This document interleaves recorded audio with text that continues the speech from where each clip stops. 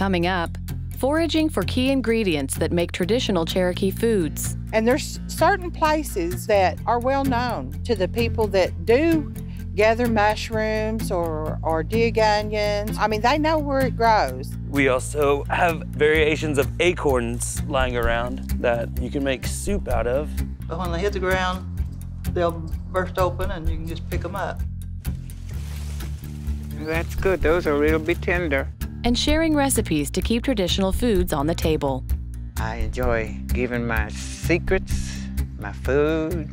I don't want them to forget that. The Cherokees. A thriving American Indian tribe. Our history. Our culture. Our people. Our future. The principles of a historic nation. Sewn into the fabric of a modern world. Hundreds of thousands strong. Learning. Growing. Succeeding. And steadfast. In the past, we have persevered through struggle. But the future is ours to write. Osiyo. Osiyo. Osiyo. These are the voices of the Cherokee people.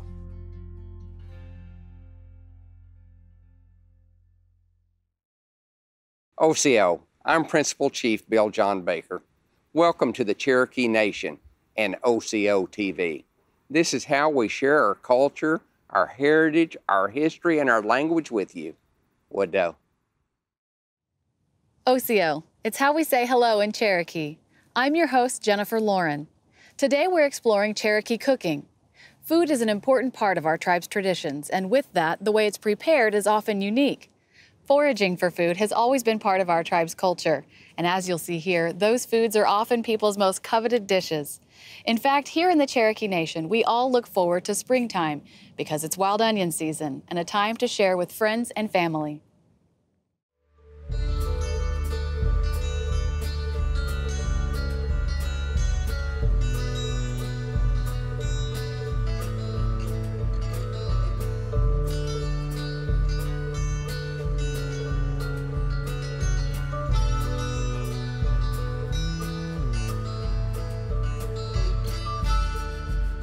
I would go along with my grandmother, my Aunt Nudge, and my mom, and I'd listen to them talk, and I'd help dig onions, and that's how I knew the difference. You know, there's of what to look for, where to look for them, and when you do it on a regular basis, you know, year after year, it's just something that's natural.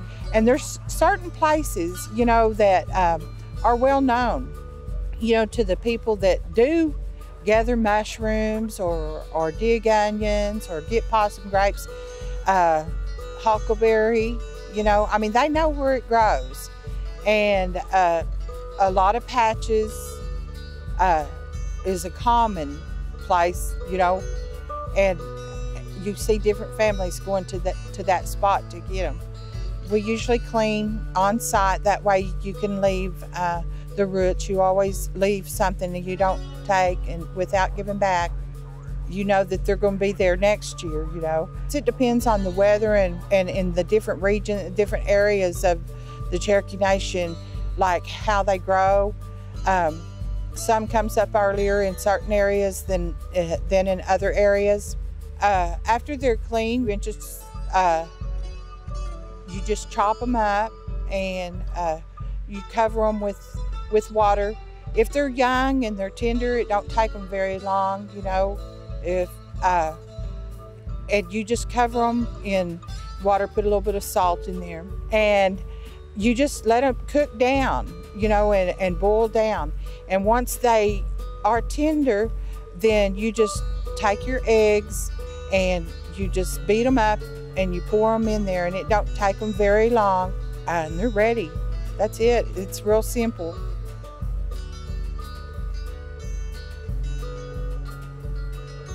You experience a very special feeling, being one with nature and knowing where our food comes from, you know. And it's not just from the grocery store, you know, knowing that that it was there, it was placed there for us. Two or three years back, you know, we had went to dig onions in this certain place, and in the distance, I could see another Cherokee family, but I couldn't tell who they was, and they couldn't tell who I was. But we put our hand up and greeted one another. And I stood there and I thought, how much longer is it going to be like that when you could go out, you know, to the woods and you can greet these, you know, another Cherokee family, and you know, they know what you're there for and you know what they're there for, you know, and it feels good. And I thought, you know, that left an impression on me. That's what life is really about, you know, is being around those that you love and enjoying what is given to us as a gift. There'd be a bunch of my cousins, we'd all get together. They didn't have to tell us to dig the onion. We did it ourselves, you know. We did it because it was fun. And I want this little one to grow up like that. And he will. As long as there's Cherokee people that teach, and I feel like that yeah, in 10 years from now, there's still gonna be people digging onions.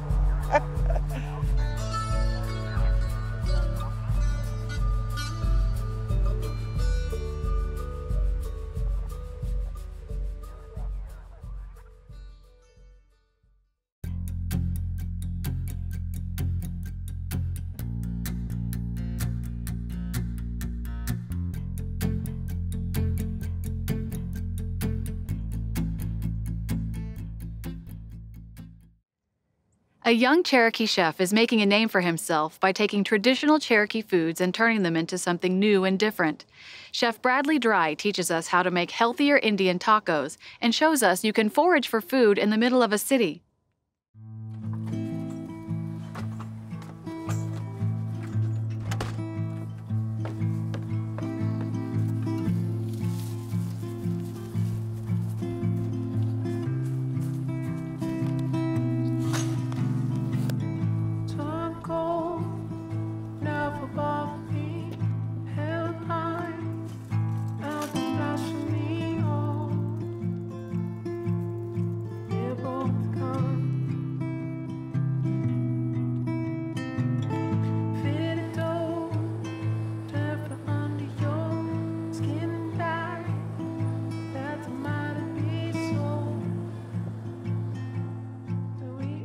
It comes back to like when I'm cooking, I feel like I'm, you know, honoring my family, and sometimes I feel like, you know, like someone in my family like would be like, hey, don't add that, or, you know, I just keep that in the back of my mind. I just feel like I've like kind of an ambassador for my family, you know, by cooking. So from a little town in northeast Oklahoma, Kansas, Oklahoma, I think we're up to 600 people now.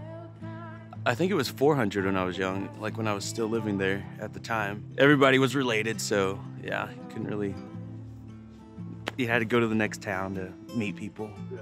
So my bike is the way I get around town everywhere. I go grocery shopping using my bike. I mean, biking is definitely one of my favorite things to do, and it allows me to go throughout all of Tulsa and find all these, you know, natural foods everywhere. And I noticed all these traditional plants and everything growing around Tulsa, and I just started from there and try to be self-sufficient. And like, if I need, you know, mustard greens, there's pulp greens I could go get instead for free. We also have variations of acorns lying around that you can make soup out of. But yeah, if you just shuck these, or, you know, you can just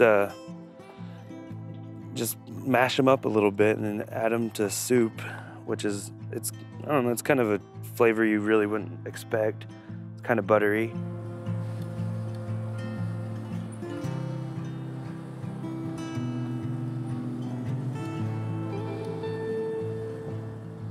These are the wild garlic.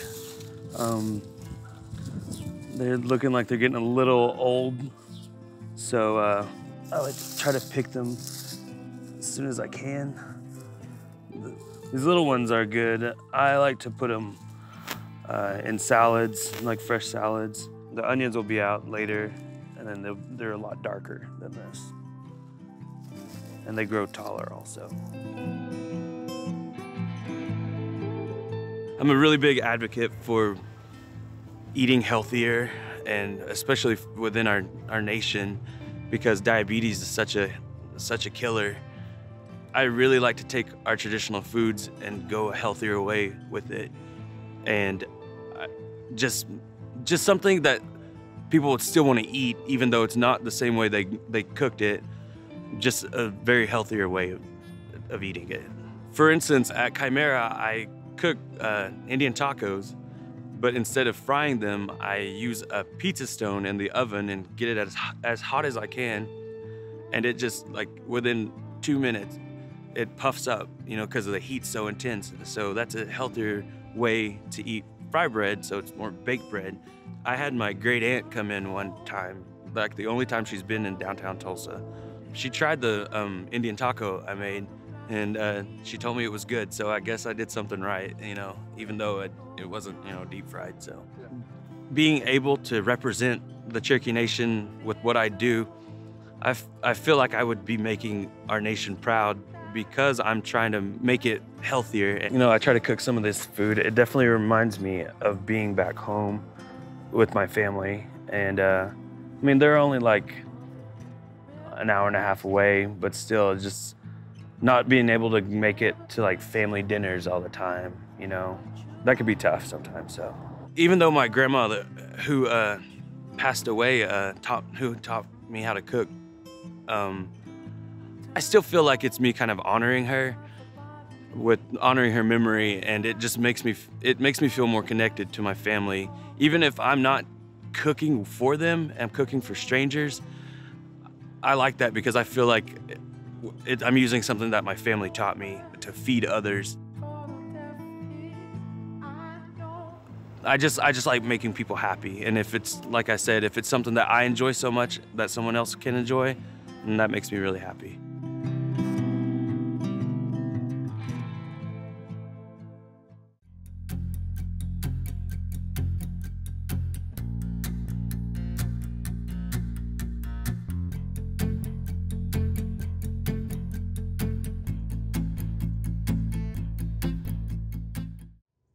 Betty Jo Smith learned how to cook at a young age, helping to take care of her parents.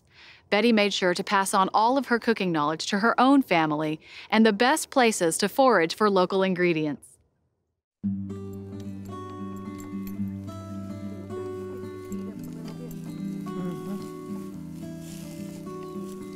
I guess I just like cooking, because somebody had to fix a meal. When I was growing up, there was no stores to go get anything like that. And that's how we lived. And everybody tells me, well, how did you manage? I said, you manage. I'm Betty Jo Smith, and I'm a Cherokee National cook, authentic cooking. It's a little bit tall, some of it is. You get the smaller ones, they're better tasting. So you want us to get the small ones? Yeah, get the smaller ones. Okay. I was born in a little log cabin. There was no medical people around, so my aunt had to be the midwife. So I was born in the woods, more or less say.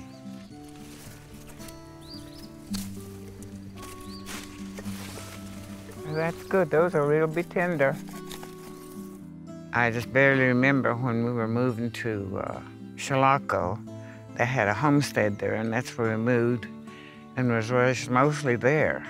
It was bare country. My father farmed on the land. They support everything. It's called a homestead. And we had a 2-room house.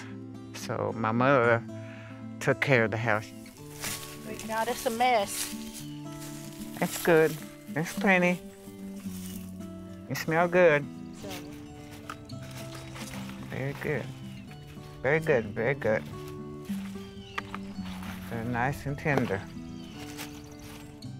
And I had to do most of the caretaking after my mother got sick. So with learning to cook, she would explain to us what she liked.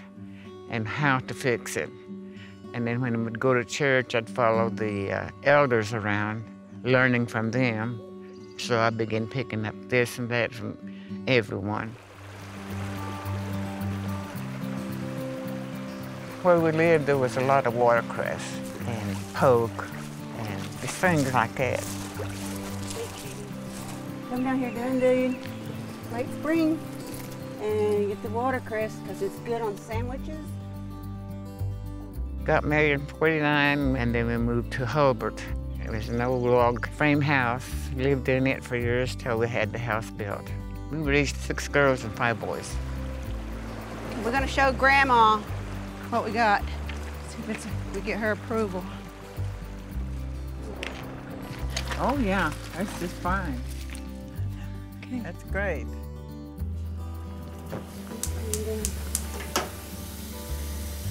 We gather it, boil it, and then pour the water out, and just put it in a skillet of a little oil, and then add your eggs to it.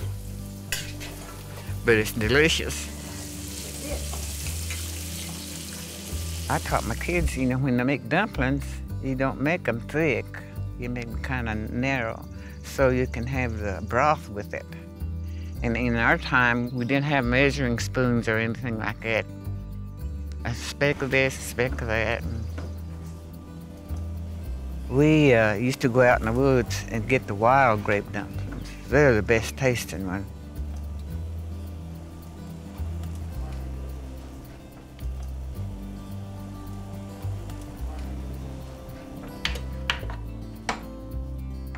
Cherokee Village was known then when I worked there. I worked there 27 years, I believe. Started bringing our children in. So I was with my children all out during that time. And they got to work in there. They got to learn weaving baskets, bow making, arrowhead making. So they worked there about as long as I did.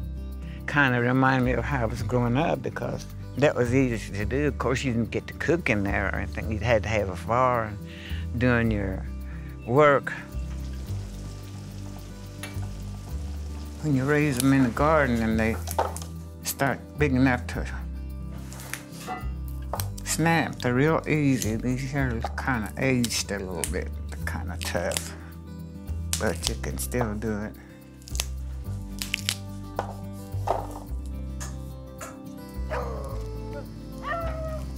We did a lot of cooking outside a long time ago when we was growing up. Mom taught me how. I watched Mom, and I used to get up and watch her make bread all the time. They all are. It's gonna be around to help me. I owe them with everything I know. That's all I can say.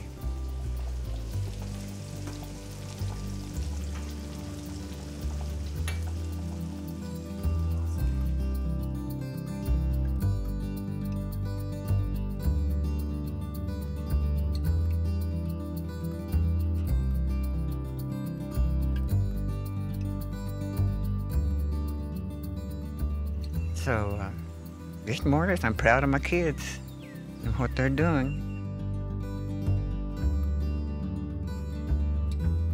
I enjoy giving my secrets, my food. I don't want them to forget that.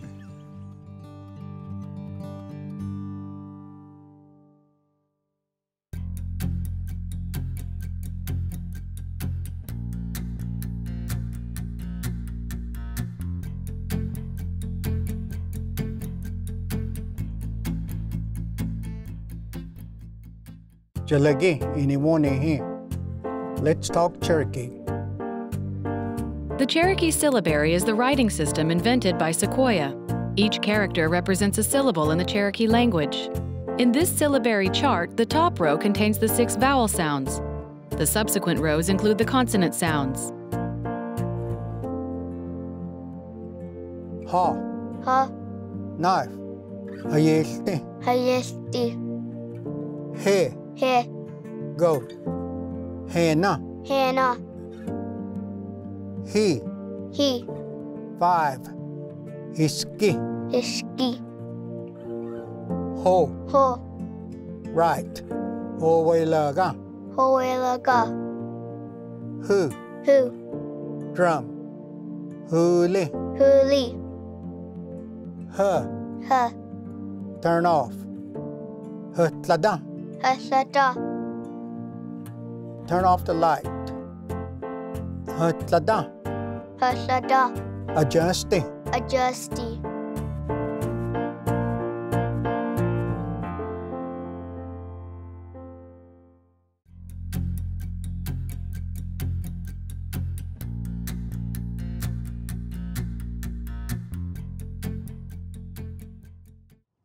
The late Edith Knight was a Cherokee national treasure and a fantastic cook. Edith invited us to her home as she gathered hickory nuts and taught us how to make a traditional Cherokee dish called kanuchi.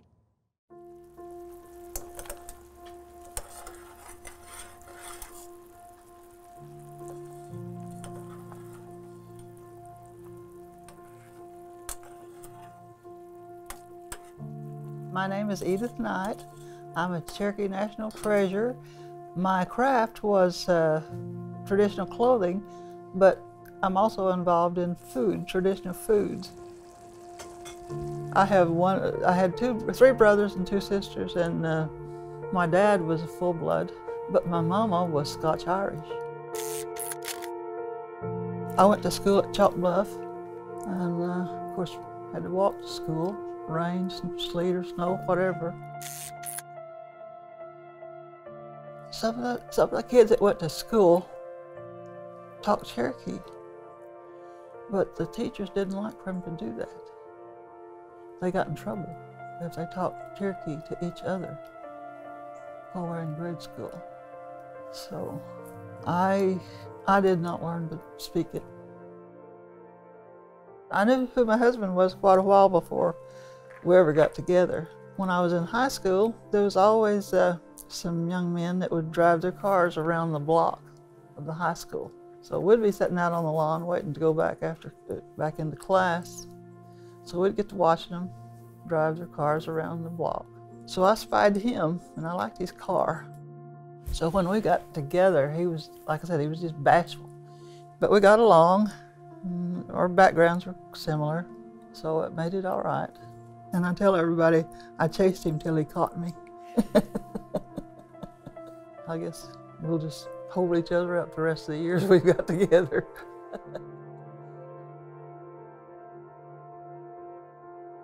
My mama always made my clothes. She would take the clothing that we outgrew and she'd make it into a quilt top. But that made me like to sew. I guess that's where I got the liking to sew, was to watch her. I didn't start traditional clothing until my grandchildren come along, the tear dresses. And I made a few shawls. They wanted to be in the little Mr. and Miss Cherokee contest, so I just learned how to make their clothes. As my mother would be cooking, well, I would have my little nose up there to see what she was doing.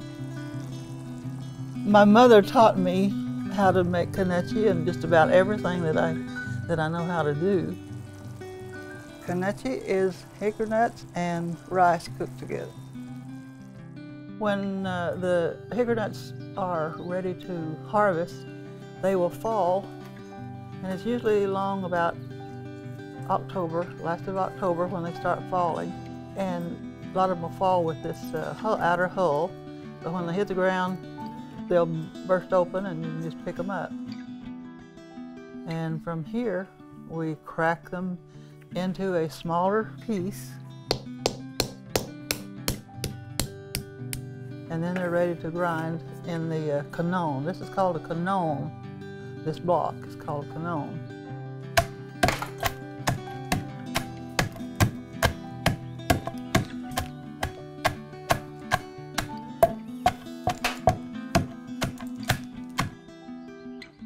After the hickory nuts have been pounded,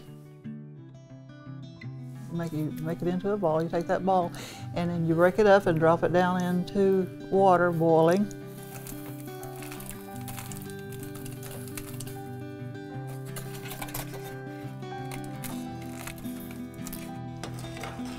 Cook it at least 10 minutes to get rid of all the bacteria. And then after that's cooked, then I run it through a sieve to get rid of the larger hulls. And then I cook that again, cook that until it's, the juice will start to thicken a little bit. And then I run it through a strainer to get the rest of the hulls out. And then I take that, I call it slurry. It's just so liquid. And I add that to cooked rice and add sugar to it. And that's it.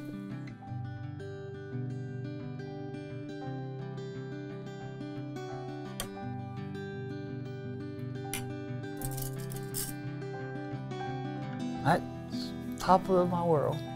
I like to see people eat. I like for them to enjoy what they're eating. If they like it half as good as I like making it and sharing it with them, I'm happy.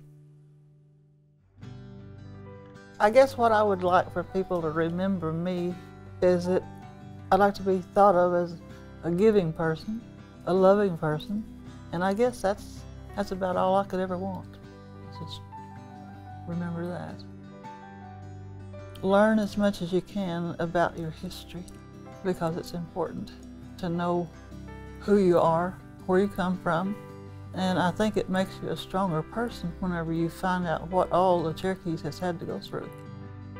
I think that's what us Cherokees are. We're strong. We're really stronger than what we think we are. And I like that.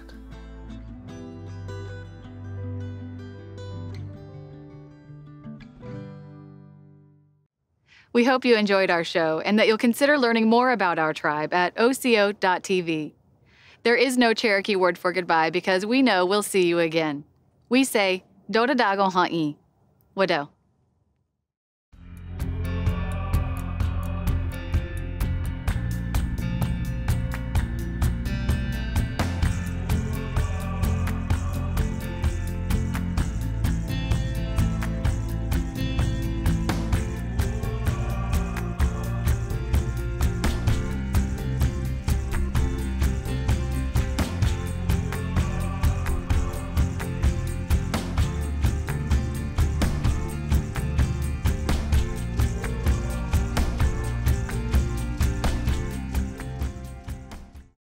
In the Cherokee Nation, news happens every day.